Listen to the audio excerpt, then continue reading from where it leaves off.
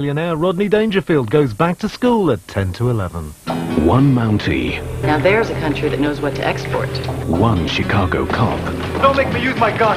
That's it. That's my gun. Don't make me use it. And Leslie Nielsen. May I have your attention, please? You see, it's usually at this point that they'll start shooting. Head for the Badlands. Ready? Ready.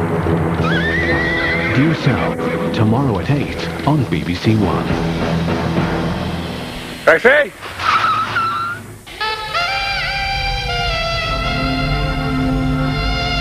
Anytime you like, pal.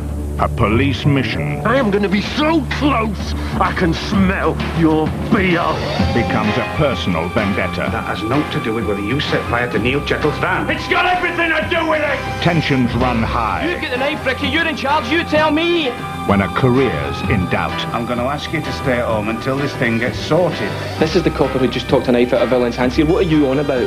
Frankie, I'm on your side. Divided loyalties at Brazen Gate. Out of the Blue, Tuesday, 9:30, BBC1.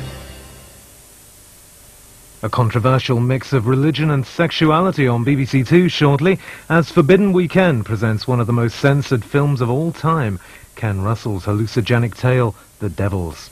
Here on BBC1 now, a roundup of the day's news with Peter Sissons. The Bosnian Serbs have released the first pictures of the British soldiers they're holding hostage. Britain has warned of severe consequences if the men are harmed. The Serbs say they're treating them as prisoners of war. After Russia's worst earthquake, the desperate search for the 2,000 people feared buried. And Bolton Wanderers win their way back into the big time after 15 years.